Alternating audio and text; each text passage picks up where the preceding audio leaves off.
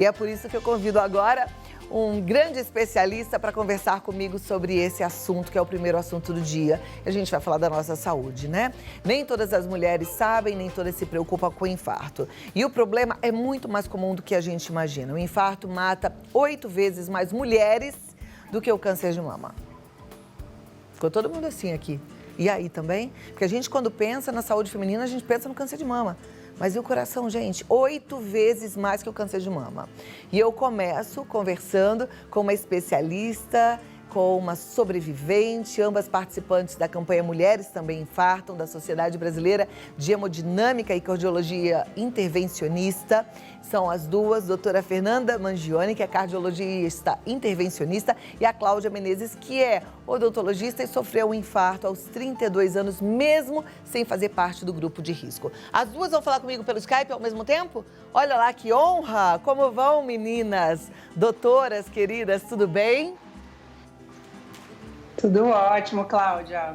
Muito obrigada pelo convite, um prazer estar participando aqui no seu programa Vida Melhor, para a gente falar sobre esse tema tão importante. Obrigada, doutora Fernanda. E agora, Cláudia, boa tarde para você. Obrigada pelo seu tempo aqui com a gente. Infartou com 32 anos. Boa tarde, exatamente. Muito obrigada pela oportunidade de passar um pouquinho aí da minha história e ajudar algumas mulheres.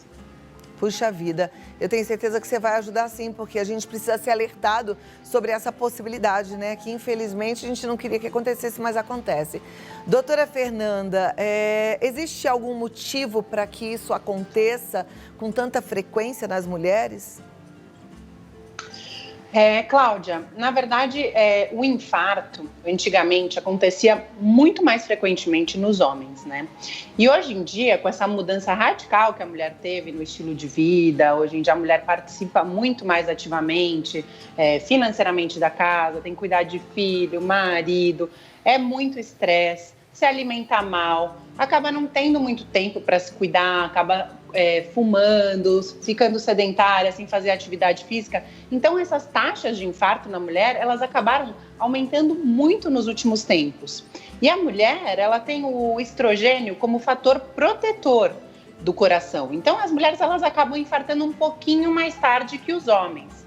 Mas depois da menopausa, esse risco do infarto, ele aumenta exponencialmente nas mulheres. Então, a mulher, ela tem que se cuidar muito, cuidar dela antes de cuidar de qualquer outra pessoa. Então, já que você falou do estrogênio e da queda do estrogênio sendo um fator para o risco do infarto, as mulheres que fazem a reposição hormonal têm um risco menor? Então, Cláudia, isso é um tema que já foi bastante estudado na medicina, mas nenhum estudo comprovou benefício na terapia de reposição hormonal. Pelo contrário, existem alguns efeitos colaterais, né, da terapia de reposição hormonal e sem nenhum efeito protetor benéfico pós-menopausa de repor estrogênio. Então, a resposta para a sua pergunta é não é benéfico. Então, o estrogênio cai, as mulheres têm mais risco de ter um infarto, mas repor o estrogênio não vai fazer nenhuma diferença nisso. Exatamente. O que sim faz muita diferença é o controle dos fatores de risco para infarto. Sabidamente, a gente tem o diabetes, a pressão alta, o colesterol, tabagismo, obesidade, sedentarismo, estresse. Então, a gente tem que controlar muito bem esses fatores de risco, tratar essas doenças adequadamente e esses outros fatores modificáveis que a gente fala, a gente tem que tentar reverter, né? Ou seja, se você fuma, deixar de fumar, se você é sedentário, começar a fazer uma atividade física regular, se alimentar de uma forma melhor. Então, essa é a melhor forma de prevenção. Ok. O infarto é uma doença silenciosa, né? E quando ele acontece, já aconteceu. Além de buscar uma qualidade de vida boa, que tipo de exame a gente deve fazer a partir de uma determinada idade, doutora? Cláudia, não existe uma regra específica, tá? Então, a gente sempre tem que rastrear, principalmente esses fatores de risco. Então, os exames clássicos que a gente sempre tem que buscar fazer é um perfil lipídico, que é ver o colesterol, né? Diabetes, a glicemia de jejum, sempre identificar. Consultas rotineiras com um médico, pode ser um clínico geral, um cardiologista, ou até as mulheres mais jovens podem fazer isso com seu ginecologista, medir a pressão arterial. Então, esses exames, eles já servem para rastrear esses fatores de risco. E se a pessoa ela tem qualquer tipo de sintoma, ou seja, uma dor no peito ou um cansaço aos esforços, aí a gente acaba expandindo já esses exames para fazer um teste ergométrico, um ecocardiograma, às vezes uma cintilografia. Isso é muito individual, não existe uma regra para quando a gente deve pedir esses exames para as pessoas. Ok. Agora eu vou falar com a doutora Cláudia, que teve o infarto com 32 anos, né? Não era do grupo de risco. Como é que isso aconteceu?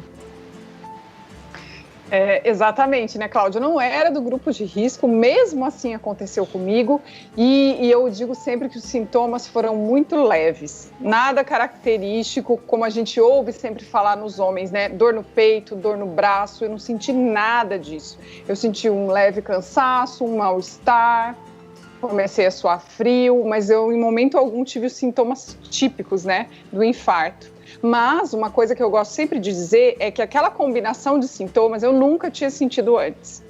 Então, por mais leves que fossem, eu nunca tinha experimentado daquela maneira. Então, eu acho importante isso, a gente dar essa importância, né? Valorizar o que o nosso organismo está passando para nós. Era uma coisa nova para mim, então era uma coisa que nunca tinha acontecido antes, né? Realmente.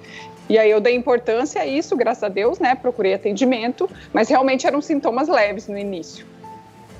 A gente ouve falar que a gente precisa buscar ajuda assim que sente os primeiros sintomas, né? Foi o que você fez, você sentiu esse desconforto, essa combinação de sintomas e buscou ajuda. Quando você chegou no hospital, como é que foi a descoberta de estou infartando?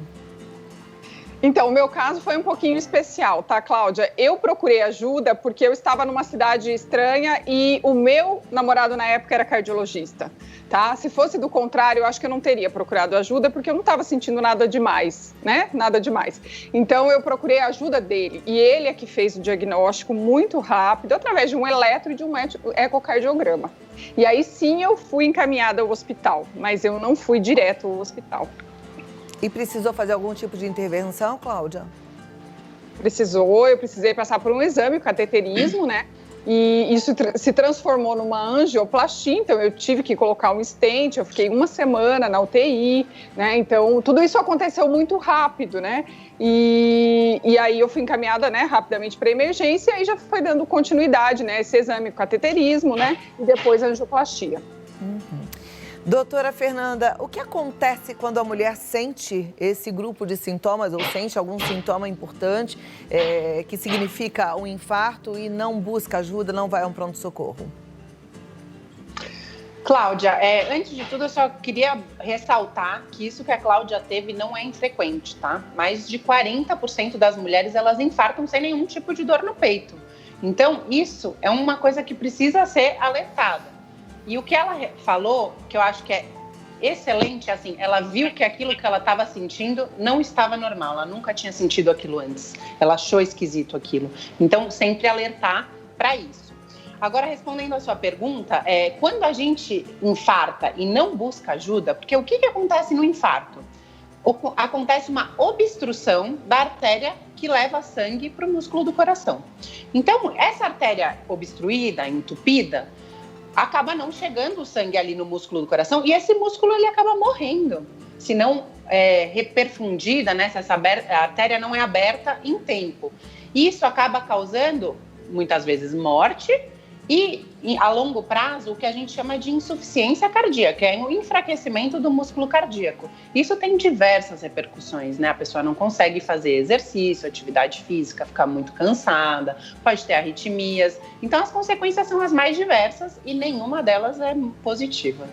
Ou seja, a gente tem que ficar sempre muito atenta. E eu fiquei curiosa, Cláudia, você já falou mais ou menos, que você não sentiu tanta dor, mas eu queria que você tentasse relatar um pouco mais que sintomas foram esses, porque já que a doutora Fernanda disse que não é incomum, 40% das mulheres sentem esse tipo de desconforto, que não é tão característico como para o homem, que é a dor no peito. Como é que foi isso para você? Eu lembro que eu comecei a suar um pouquinho e ter um leve mal-estar, mas não aquele mal-estar a ponto de você precisar deitar, né, parar eu parei o que eu estava fazendo, sim, eu ia atender paciente naquele momento, né, mas foi um leve mal-estar, só que assim, eu sei quando eu tenho uma queda de pressão, quando a minha glicemia está baixa, eu entendo como são esses sintomas e não era nada disso, então mesmo não estando sentindo, não sentindo dor, né, especificamente no local, eu estava, assim, no geral, me sentindo mal, né? E eu gostaria de ir para casa, por exemplo, deitar e aguardar aquilo passar. Por isso que eu digo que eu não teria procurado naquele momento, né, um atendimento. E então foi isso, nada exagerado, eu não senti, assim, dor no peito em nenhum momento, tá? Foram esses sintomas leves de mal-estar. Um pouquinho de suor, mais ou menos isso.